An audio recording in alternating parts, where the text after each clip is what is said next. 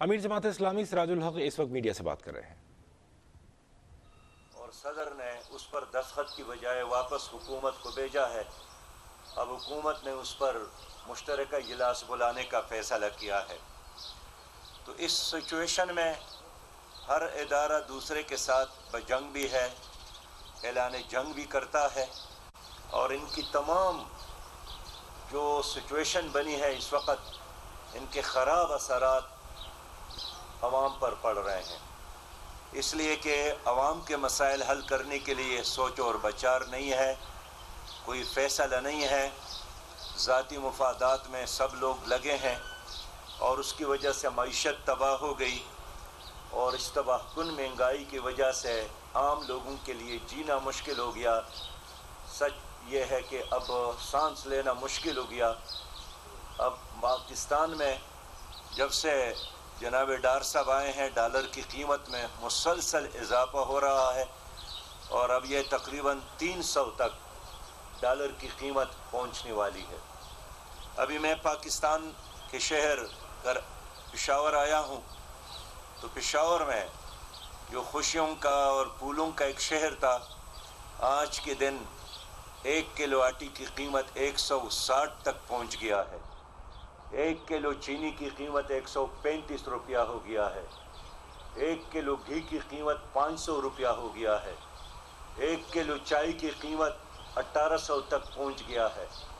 اب مجھے بتائیں، ایسے حالات میں اگر 7 اور 8 اور 10 افراد پر مشتمل گھرانہ ہو، اور ایک فرد کی کمائی 20,000 اور 25,000 ہو، وہ کیسے بجلی کا بل ادا کرے گا، کیسے گیس کا بل ادا کرے گا، کیسے وہ پانی کا بل ادا کرے گا، کیسے وہ بچوں کو پڑھائے گا، اور کیسے وہ سحری اور افطار کا انتظام کرے گا۔ ایک طرف بے انتہا مہنگائی ہے، اور دوسری طرف ملک میں بے انتہا کرپشن ہے۔ یعنی اس وقت آپ اندازہ کر لیں کہ پاکستان کے جو ادارے ہیں، وہ خود ہر ادارہ ملک کے لیے ایک سپید ہاتھی بن گیا ہے۔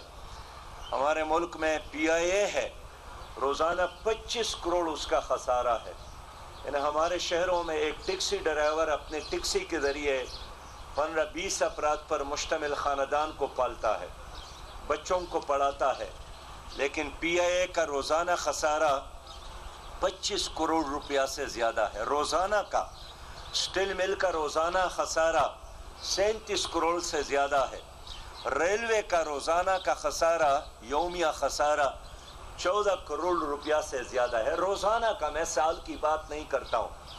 ہمارے قریب بنگلہ دیش ہے، وہاں 1 ارب اور 25 کروڑ ٹکا سالانہ وہاں کا جو بنگلہ دیش ایئر لائن ہے کماتا ہے، اور ہم پاکستانی ہیں، ہمارا PIA روزانہ 25 کروڑ کے خسارے میں جاتا ہے۔ سوال یہ ہے کہ کون ذمہ دار ہے اس تباہی اور بربادی کا؟ خود ٹرانسپیرنسی انٹرنیشنل کی رپورٹ ہے کہ گزشتہ 3 سالوں میں پاکستان میں کرپشن میں بے انتہا اضافہ ہوا، اور اس کرپشن کی وجہ سے آپ کے بیوروکریسی کے گھروں کے اوپر جو ٹینکیاں ہیں، اس میں 68 کروڑ روپیہ برآمد ہو جاتے ہیں۔ بے روزگاری میں بے انتہا اضافہ ہوا، شرح غربت اس وقت اتنا بڑھ گیا ہے کہ 11 کروڑ پاکستانی غربت کے لکیر سے اب نیچے زندگی گزارنے پر مجبور ہیں۔ خود پاکستان میں بدامنی میں اضافہ ہوا، اور خاص کر میں اس وقت پشاور میں آیا ہوں، یہاں پشاور کے لوگوں کے چہروں سے مسکراہٹ بالکل غائب ہے۔ ہر فرد ٹیلی فون کے ذریعے بتا دینے پر مجبور ہے۔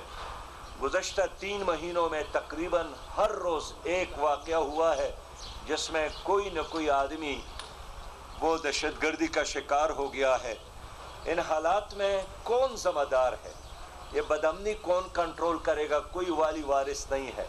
نہ صوبائی حکومت اپنے آپ کو ذمہ دار سمجھتی ہے، نہ مرکزی حکومت اپنے آپ کو ذمہ دار سمجھتی ہے۔ حال یہ ہے کہ یہی PDM کی حکومت تھی، جب حکومت میں نہیں تھے تو انہوں نے لانگ مارچ کیا تھا، پیپل پارٹی نے لانگ مارچ کیا تھا مہنگائی کے خلاف، JUI نے دھرنا دیا تھا، احتجاج کیا تھا، महंगाई के खिलाफ, लेकिन आज वो सारे लोग हुकूमत में शामिल हैं और उन्होंने बिल्कुल इस जुल्म और जबर, महंगाई और बेरोज़गारी और बदअमनी पर खामोशी इख्तियार की है, मुजरमाना खामोशी इख्तियार की है। कौमी असम्बली मौजूद भी है, लेकिन वजूद और न वजूद बिल्कुल बराबर है। गुज़श्ता 5 सालों में एक कानून भी आवाम की मुफाद में नहीं बना है। IMF और वर्ल्ड बैंक के डिक्टेशन पर 3 घंटों में 36 कवानीन तो पास करवाए गए, लेकिन आवाम के लिए वहाँ सिवाय चंद अफराद के, जिनमें से एक मौलाना अब्दुल अकबर चतराली है, जो रोज़ माशाअल्लाह महंगाई पर बात करता है, अवामी मुफादात के मौज़ूआत पर बात करता है, लेकिन बहैसियत कौमी असम्बली आज तक उन्होंने कोई ऐसे कानून साजी नहीं की जिसके नतीजे में पाकिस्तानियों को रिलीफ मिले। हाल यह है कि कौमी असम्बली और सेनेट पर 2022 और 23 में 5.6 अरब रुपया उसके लिए मुख्तस किए गए, यानी 1 घंटा, 1 मिनट, 1 लम्हे में कौमी असम्बली के मेंबरान पर, सेनेट के मेंबरान पर गरीब आवाम का पैसा खर्च होता है। लेकिन ये अल्लाह के नेक बंदे जब कौमी असम्बली में जाते हैं सब कुछ भूल जाते हैं। न PTI ने आवाम के साथ वादी पूरी किए, न PDM ने आवाम के साथ वादी पूरी किए, और आज पाकिस्तान है, ज़री पाकिस्तान है, पाकिस्तान इटमी पावर है, लेकिन हमारे माओ, बहनों और बेटियों के वो तस्वीर जिसमें हज़ारों की तादाद में वो ट्रकों के पीछे भागते हुए नज़र आती हैं, शनाख्ती कार्ड उनके हाथों में है और चादरों से, और उनके सरों से चादर एक तरफ हो गए हैं, रो रहे हैं। मैं गुज़श्ता दिनों मुल्तान गया, निज़ामुद्दीन साहब 55 साल आटी की हुसूल के लिए आए और उनकी लाश घर वापस ले गए। मीर जमात इस्लामी सिराजुल हक मीडिया से बात कर रहे हैं, जो क्या बराह रास्त देख रहे थे।